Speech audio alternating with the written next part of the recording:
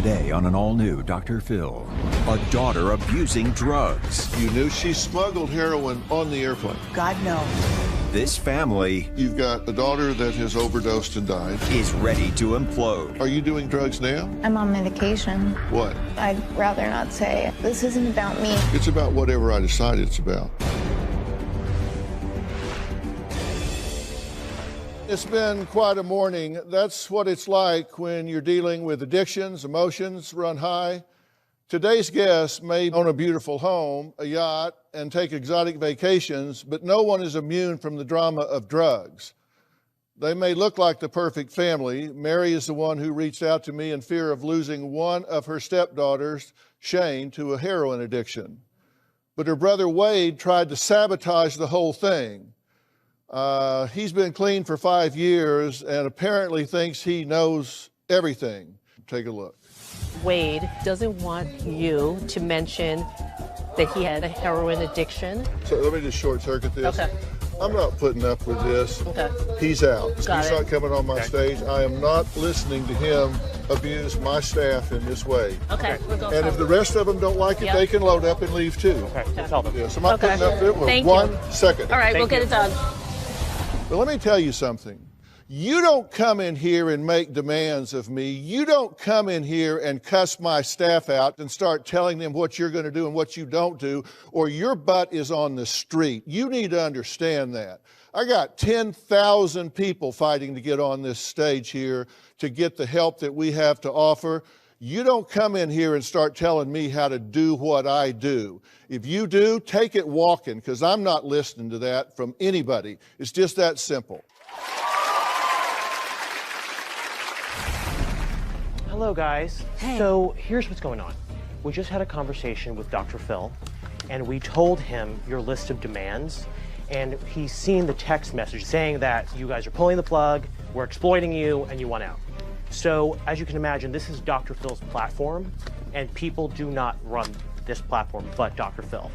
So, this is your option. If you'd like to leave, you can go ahead. No. Okay. You want to stay now? Yeah, Okay. If you want to stay, then you have to understand, there's no, we can't talk about this, we can't not do this, there's no, you're going to threaten us, and we say this, you're going to walk off the stage. There's going to be none of that. So unless you're planning on completely participating, full force, you're out. I was shocked when I heard this because we're here to save a life. Exactly. And that is what Dr. Phil's focus is on. So when he saw I'm out, he was like, okay, bye, Steph. I think a lot has happened since then. Okay. And there's, as I said to Michael today, there's been a lot of conversations. Okay. So that's not Wade's position today. Okay. Okay. We'll let Dr. Phil know. Okay. Okay. Thank Thank you. you. All right. Well, that was a change of heart. I think he You know? realizes that he has to go all in or Yeah. we can't do this. Yeah. Well, you know, Dr. Phil stood his ground as we Exactly. knew he would. Of course he would. So, you know, You know, as he says, you can't let called the tail his wag the bluff. dog. Exactly. So we spoke to Wade and the family per your So directive. he's gone, right? No, he's here. He said he's not. He wants to do the show. It's He not wants up to talk you. He said he changed his mind. He was Yeah. very quiet. Well, I didn't. I mean, I'm not going to allow him to abuse the staff. That's what's wrong with these people. They're entitled. They get away with all of this crap. I have no interest in talking to this guy. Okay. All right. Okay, we'll tell him. So would you like him to go home, period? He can go to Starbucks. He can go home. I don't care what he Okay. does. They And if one of them wants to join him, they can go to Starbucks with him. I know what I'm doing, and I'm going to do what I know to do. Now, technically, this family was supposed to band together to save Shane, but it seems that this has been overshadowed by their own issues. They have a new normal that I am unwilling to accept. This may be a very short time. Take a look. My family is in crisis right now. Michael and I live in panic every single day. All my kids have struggled with drugs. Addiction runs in the family, and they picked up on it 100%. I was 15 years old when my sister Kelsey died from an overdose. But I loved my sister. When my sister passed away, I was 28 years old, and I was clean. I could not maintain my sobriety from that day forward. As a family, we do not talk about her death. It's too painful. After Kelsey's death, Michael's youngest children, Wade and Shelby, started struggling with heroin. My son Wade overdosed on heroin in our home, and I had to give him CPR. Within 36 hours of each other, Mike had to give CPR to both Wade and Shelby. I don't think my dad knew the full extent of my drug use, but I know he knew something was off with me. I've been sober since 2016. Now that I have my life together, I want the same thing for my family. I've walked down your road, I've been around the block, so when you come at me and try to say, like, it's just my medication, that's not sober. Shelby is on Suboxone, and she's been prescribed Klonopin for her anxiety. My little sister Shelby says she's only on prescription medication, but you can look at her and tell something else is going on. I'm not sure if Shelby's doing heroin, but I believe Shelby is doing something more than what she's prescribed. Dealing with you Is extremely difficult. You say you're sober, but no one that's sober has a nasally voice and can't get words out. Michael's a recovering alcoholic, and he has been on Suboxone for as long as I've known him. He has been prescribed Xanax for grief and anxiety. I know he feels some shame in using it. Michael doesn't know what to do about the family issues, and he is truly overwhelmed. Well, the family claims they're here to save their daughter and sister Shane, who not only struggles with drug addiction, but is also a hoarder. Michael's oldest daughter, Shane, is using heroin. I'm absolutely addicted to heroin right now. I've been in Shane's life for 13 years, and she has struggled with drug addiction the entire time. I always had an addictive personality my entire life. First time I tried heroin, I was sniffing it. And then the next time I shot up IV heroin, and it was literally all she wrote at that point. Just the other day, I took Shane to the methadone clinic. She went up the street to get cigarettes, and then I saw her get into someone's car and drive off. I'm assuming because Shane knew that we were coming out here to see Dr. Phil, that she saw it as her last chance to get a fix. Shane's withering away. She's hoarding and living in complete filth. On a scale of 1 to 10, Shane's hoarding is a solid 9 or 10. And it's totally out of control. Whenever I'm in the house, I feel like I'm drowning under the weight of the piles that are around me. Jackets, sweaters, nighties, every type of leash. Her apartment is basically uninhabitable.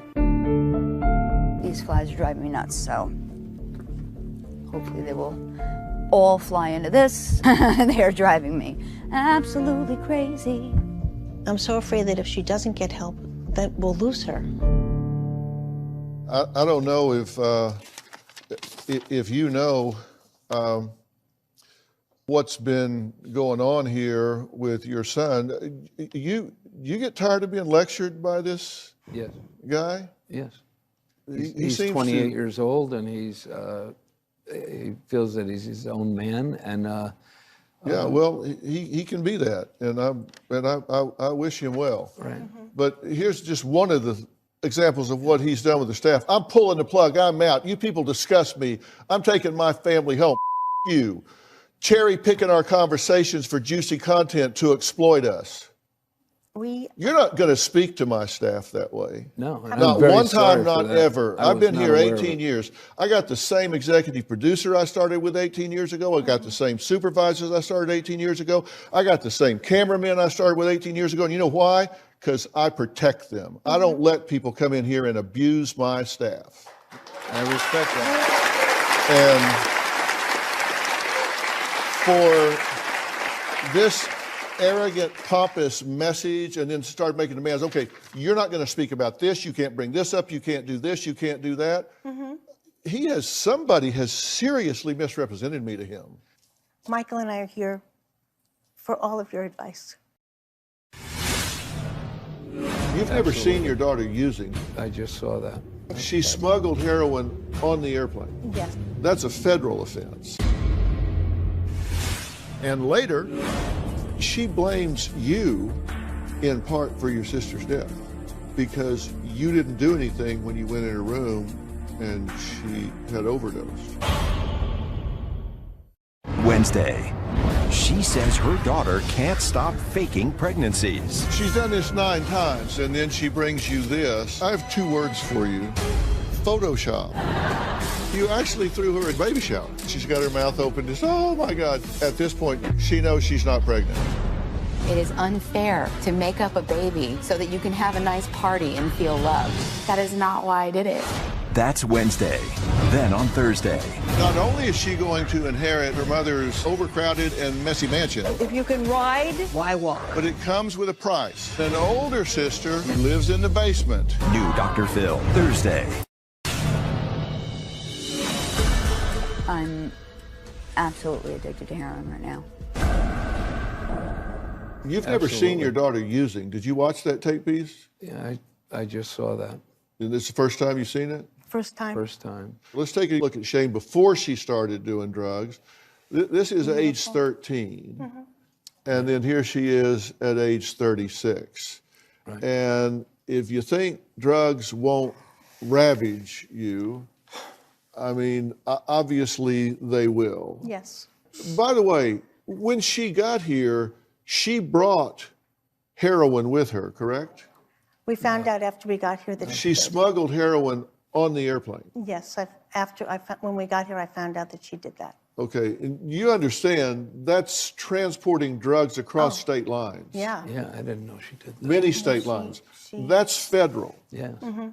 That's a federal offense. Yes.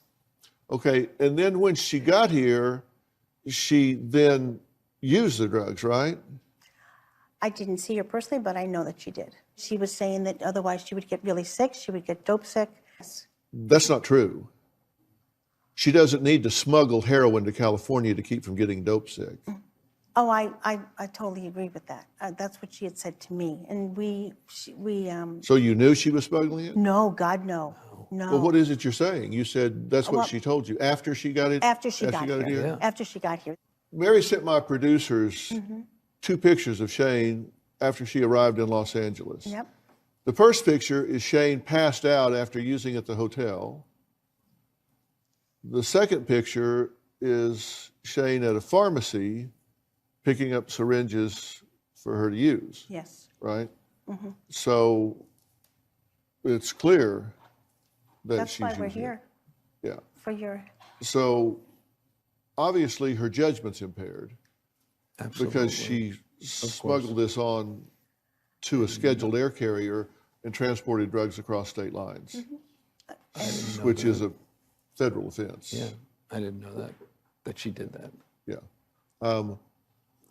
It was set up with the clinic that she was going to get methadone at a clinic here. There was discussions at home, like, because she had told me that she was concerned. And I said, well, under no circumstances, Yeah. I won't. I said I both refuse told her. to travel with you if you think that you're going to do that, because no. And then after, when we got here, she said that she had snuck some in. I had no idea that happened, and I had talked to Shane because she had said, what am I going to do, what am I going to do? We had figured out there's a clinic here, she'd go to that. So this is totally news to me, and I told her she absolutely can't do that, and Mary also told her that. So I just don't want it to seem like this is a free-for-all or something. She was lectured. And it is, because you're dealing with an addict. All you can do is tell them. I mean, you can't control all of her behavior. I totally get that. Didn't give her any money. I mean, she needs cigarettes. I buy cigarettes. Listen, this is her choice, and she's making it. All I'm asking is that you don't make it easier for her to do it. That's right. It does not even occur to me that you two endorsed her transporting drugs here from there. I get that. Right. And we took separate flights. I wasn't with Shane when she came. I totally get that. I think you would be horrified for her to get on a plane with you carrying drugs. I mean, they could arrest all of you. Thrown in federal prison. Yeah, they could arrest all of you. Yes. Yeah. Well, Mary says that Michael is slowly killing his daughter Shane with his enabling ways. He says this new normal that's been created, which is allowing this to happen, which is creating ways for this to continue happening, is a serious problem. You're interrupting me. Are you saying that's not what you said? No, no, I'm not interrupting you, sir. No, are you telling me that's not what you said? No, I did. We record these interviews. Yeah, if you'd like me to pull that up, because No, you're going, no, you're stopping me. We record these interviews. I'm happy to pull that up. Oh, gosh, no. If you say that I said it, then I said it. No, I'm not saying you said it. mean, You said it. I did. I have it recorded. If you want me to play it back for you, I will. No, I'm good. I don't remember saying it through that, but no, if I said it, I said it. And I think she means in that context of that direct. No, but Dr. Phil, I've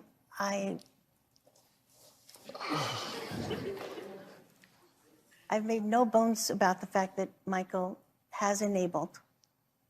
We'll be right back.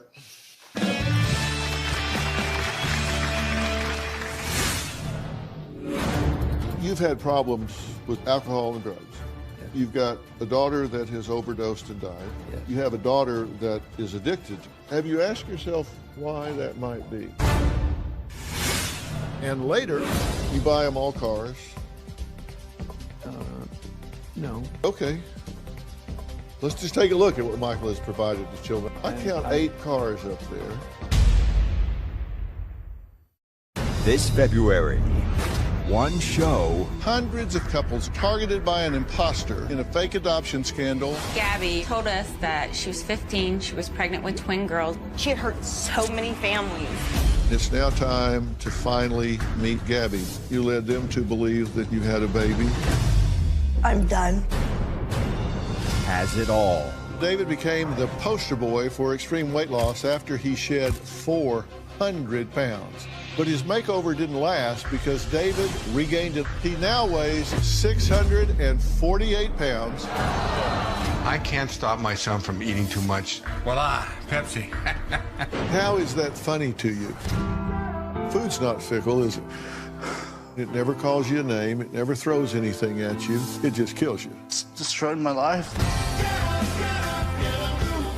I'm telling you, if everybody around you is buying your and sabotaging you, it ain't gonna change. Dr. Phil February.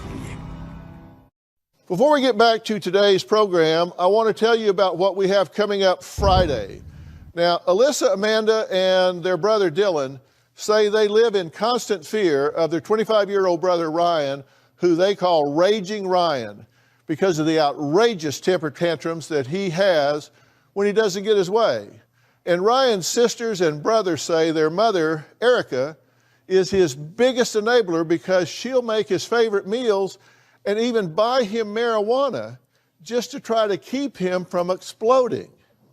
Now, on Friday, we'll find why Ryan says he feels he must constantly smoke marijuana or else he'll go into a violent rage. Take a look. Look, you're gonna get your weed, okay? When the is she gonna come right now? I swear to God. I'm serious. When is she gonna come? Punch that! I don't get. What are you doing? I'm not playing anymore. Please get the out of here. Get the out. Okay. Get the hey. out. Now, according to his family, Ryan, who lives at home and holds a job about a day a week, bullies his siblings and his parents for money for marijuana. Now, I talked to Ryan about why he was tuning out his life and not planning a future. You do not want to miss it. All right, let's get back to this family.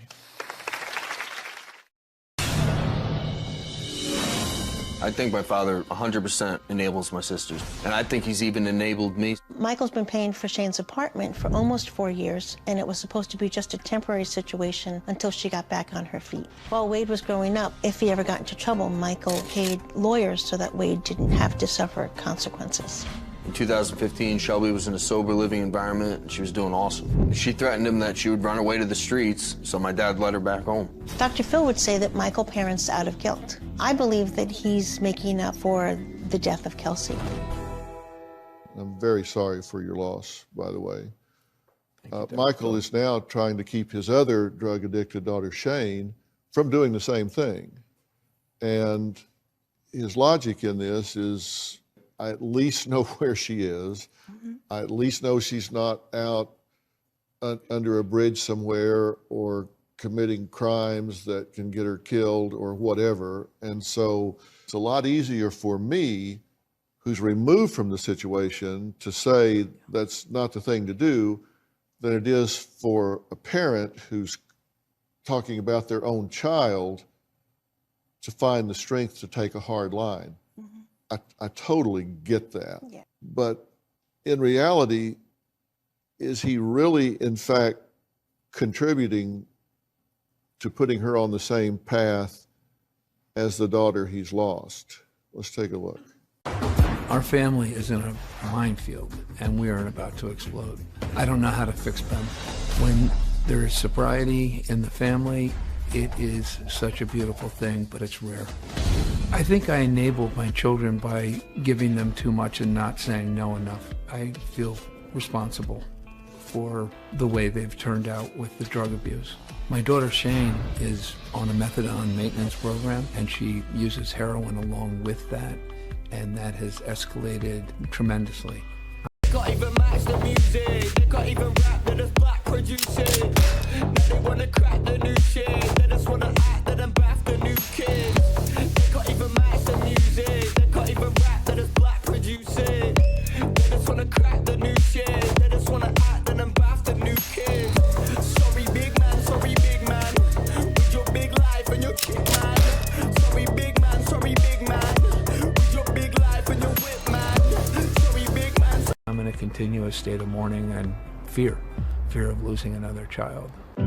I've been sober for 38 years from alcohol. I'm under a doctor's prescribed sedatives, and I take no other drugs. I take the sedatives to help me cope with the grief from my daughter's death. My son Wade thinks that the whole family needs help. I'm not going to take a lecture from Wade, who has put me through the ringer. I love Wade, but he really can't start throwing stones. Look, we got to make a decision here. Anytime that I am going to deal with somebody that is on drugs, if you go back and look at all of the interviews, interventions, interactions I've done, I always talk to the family first before I talk to the addict. You know that? And yes. You know why? Because I'm assessing what resources I have. Because if I get them out here and family members start backpedaling, making excuses for them, buying into their fiction of life and all, that just gets in my way. And so sometimes I just don't have those people out here. That's why I'm talking to you guys right now, because look, you've buried one daughter, and you say that you're taking these sedatives and medications because you're grieving. You want to know what I think? I think you're taking them because you're not grieving. Yep. You haven't done the grief work. You haven't faced this situation and dealt with it. I'm not someone that believes you put yourself in a chemical straitjacket so you don't feel pain. I don't think you dull your senses so you don't deal with the realities of life. There are times that I believe that medications can help, but you say, I'm taking these sedatives, but I'm not on any drugs, only what my doctor gives me. Right. Whether you buy those drugs in an alley or you get them from a doctor, they can be as addictive no matter where you get them. They can be as conscious altering no matter where you get them. The only difference is if you get them from your physician, you at least know what's in them. What is it your physician has prescribed you? It's a benzo, and I take it at night after 9 or 10 o'clock, at the end of the day. I never, ever take it during the day. And I don't live off of that in a constant state. And ever. You're on Suboxone? Yes. So you've had problems with substances? Yes, I have. Alcohol and drugs? Yes. You've got a daughter that has overdosed and died. Yes. You have a daughter that is addicted to heroin. You've had a son that's addicted to heroin. You've got another daughter that also has issues with drugs. Right. So everybody in this environment has problems with substances. Right. Have you asked yourself why that might be? Well, I count 8 cars and none of them paying rent or bills. You're paying their way through life. The situation I've gotten myself into is just overwhelming. A new episode of Dr. Phil's true crime podcast, Twisted Love, bringing a murderer to justice. The family of missing mom, Michelle Warner, had just landed in Los Angeles to tape an interview with me about her disappearance when they got the devastating news. Michelle's ex-boyfriend, Mark Castellano, had confessed to her brutal killing. They want to see justice. Mystery and Murder, analysis by Dr. Phil. Episodes 1 through 4 and now available on Apple Podcast and Stitcher. You've got a daughter that has overdosed and died. Yes. You have a daughter that is addicted to heroin. You've had a son that's addicted to heroin. You've got another daughter that also has issues with drugs. Right. So everybody in this environment has problems with substances. Right. Have you asked yourself why that might be? Besides,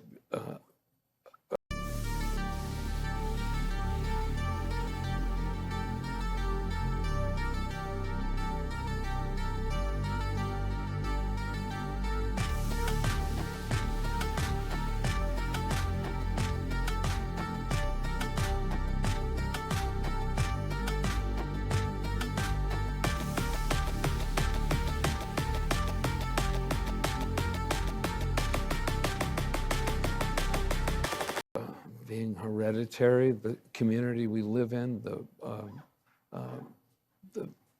my enabling, it's just a rampant disease in our How many of them country.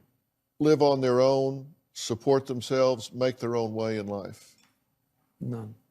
Sorry? None at all. No, just none of them. No, just Shane, who has an apartment that's, as you see, it's not an apartment, it's a mess. But you pay for her. Yes. You buy them all cars. No, but I've, in the past, yes, they got a first car when they got their licenses. Well, let's just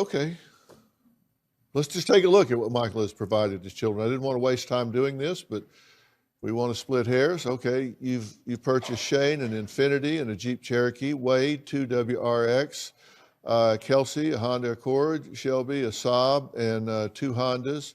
Shane's bills, she hasn't worked in 8 years. There's a family phone plan, $400 a month. Shelby and Wade don't pay rent.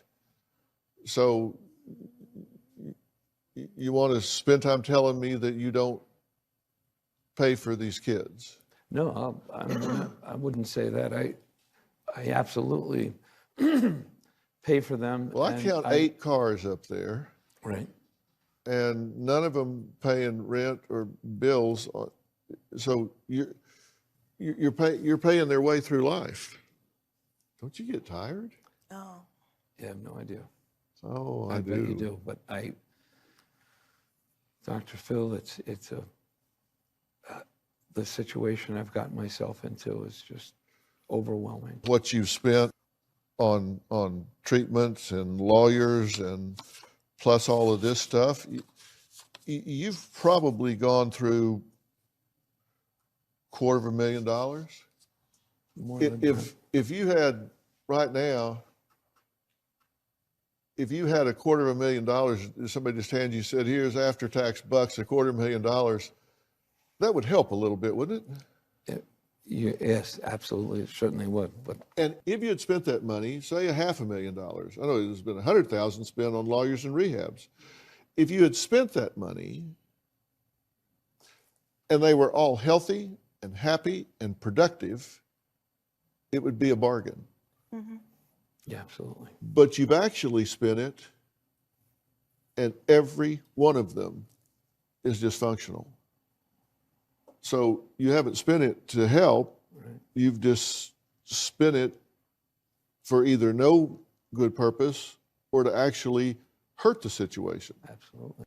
Look, there's another child in the mix here. Michael's 23-year-old daughter, Shelby, says she wants help for her sister Shane, even though she's struggling with demons of her own.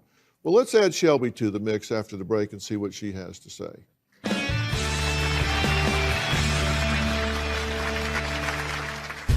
I didn't just lose Kelsey, I also lost Shane. Because Shane's issues are louder, my dad and Mary put her issues first, so I can't ask for help. I'm trying so hard and nobody's noticing. Wednesday, she says her daughter can't stop faking pregnancies. She's done this 9 times, and then she brings you this. I have 2 words for you. Photoshop. You actually threw her a baby shower. She's got her mouth open, just, oh my God. At this point, she knows she's not pregnant.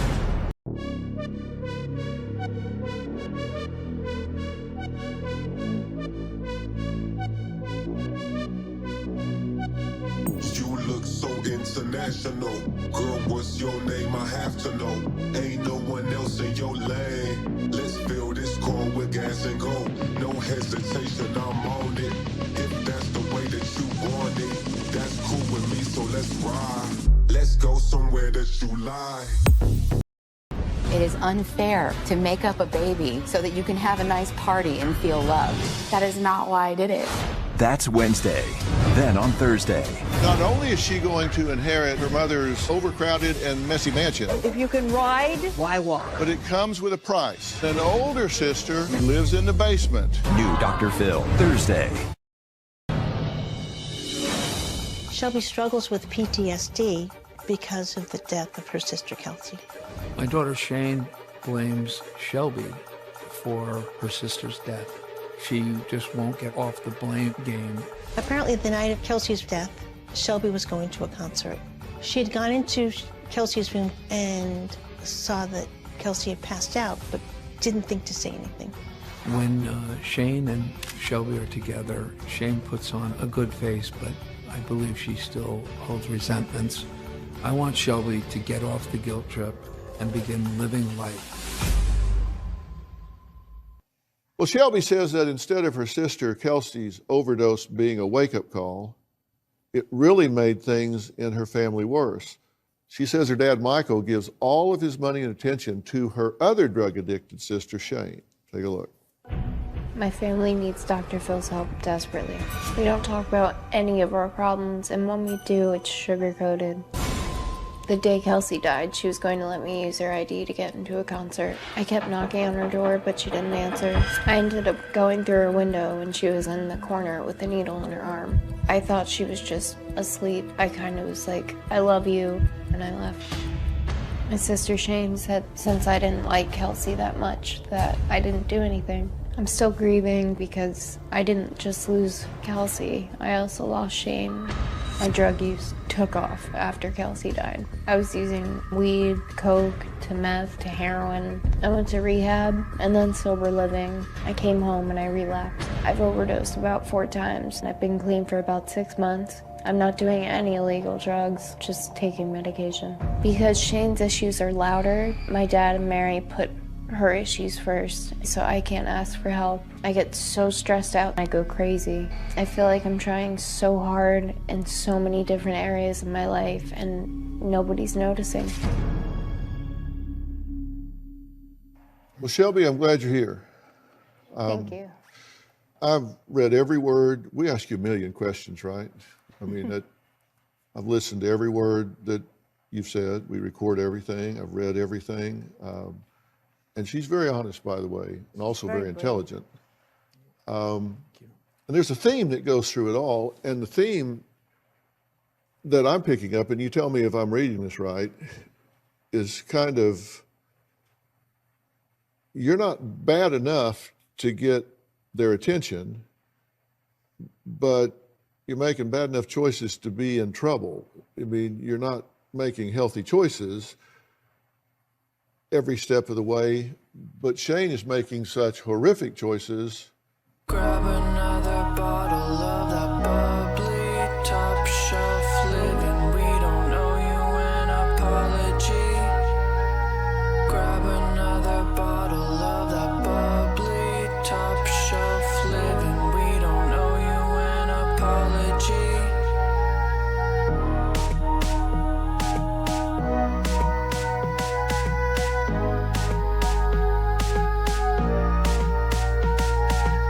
That you're kind of getting lost in the shuffle. I was crazy. I did bad stuff, but like I've been doing really well. And Shane does take up a lot of their time and priorities because she's in a bad place. She blames you in part for your sister's death. Yeah. Because you didn't do anything when you went in her room and she had overdosed. I didn't know. Of course you didn't know. I feel like I should have known. I should have done something, or I should have called my parents and told them, you know, Kelsey's messed up again, or... Well, let me ask you this. Is there any theory in any universe, this or some parallel universe, in which you would walk up on your sister and think she was in a life-threatening situation and go, huh, and just walk away? No. That would never happen in a million years, would it? Never. All you can react to is what you perceive at the time. All we can respond to is what we know, what we encode, what we take in and perceive. And I'm sorry, but you were how old at the time? I had just turned 15. At 15, that is an unreasonable standard to hold yourself to. Now look, I'm Mr. Accountability. You got to know that. I don't make excuses for people. I don't let people make excuses for themselves. You have to hold yourself to a reasonable standard. And negligence is failing to do what a reasonable person would do in the same or similar circumstances. And this does not appear negligent to me. A 15-year-old child is not to be held to a standard of assessing this situation, determining that this time it's life-threatening, and so I need to start ringing bells. Yeah. And you need to give yourself that pass. You didn't choose that overdose, your sister did. And if Shane overdoses, she'll make that choice, you won't make it. Are you doing drugs now? No. I'm on medication. What? I'd rather not say. This isn't about me, it's about Shane. Wednesday on an all-new Dr. Phil. She says her daughter can't stop faking pregnancies. She's done this 9 times. You actually threw her a baby shower. She's got her mouth open, just, oh my God. At this point, she knows she's not pregnant. That's Wednesday. Season 18 is underway. All we need is you. If you're going to be in the Los Angeles area and want to watch a live taping, visit drphil.com and click tickets. Tickets are free, and I hope to see you soon. Are you doing drugs now? No. Are you doing any chemicals at all right now? I'm on medication. What? I'd rather not say. I mean, it's What's it for? opiate prevention and anxiety. When it's really bad, what do you experience? Like someone sitting on my chest, and like I'm just trying to get out of a hole, and even if I'm in a room with somebody, like they can't hear me, and it's just the worst feeling in the world. I 100% believe that's what you experience. It's kind of like paralysis. You can't run, but you want to, and you can't scream, but you want to, and you can't breathe, but you need to. Mm-hmm. And so it's a real panicky feeling. And I think that's very real. And I think tied up with that is very closely is depression. And those two are oftentimes very intertwined. Yeah. When I asked you that, you said, I'd rather not say what you're taking. Why? Just because, like, this isn't about me, it's about Shane. It's about whatever I decide it's about. And Okay. Because it's all part of a puzzle. This is not Shane's issue. Mm-hmm. This is a family issue. And let me tell you something, whether you like it or not, you're just as important to me as Shane. this whole family needs help. She's just a symptom of this dynamic here, as are you, everybody here. Shane has just been ripping my dad's heart out.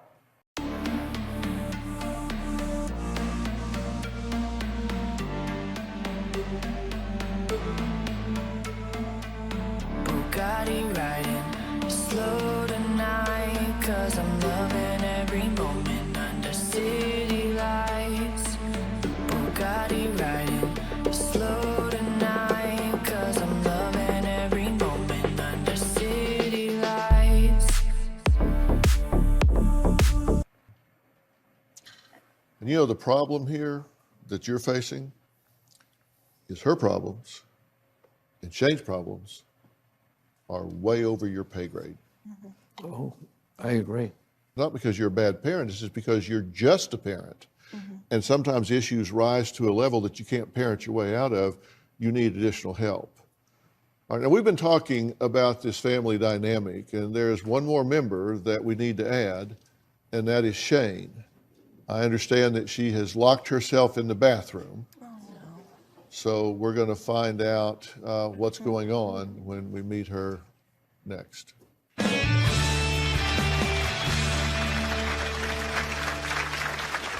So this is my day. When I get high, it is the only thing that I do that helps me not think about my sister. Shane? Yeah. Today's show is almost over, but we are hard at work on tomorrow's show and beyond. And we are always looking for great guests. Do you know the biggest enabler of the century? If you want them to get a seat on our stage, be sure to log on to dr.phil.com and click Be on the Show, or text Phil to 88500. We want to hear all about it.